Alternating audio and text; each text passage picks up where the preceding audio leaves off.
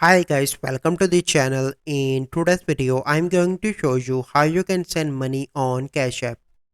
So first you need to do to send a payment, you need to open a Cash App. Then you need to enter the amount and then you need to click on tap pay.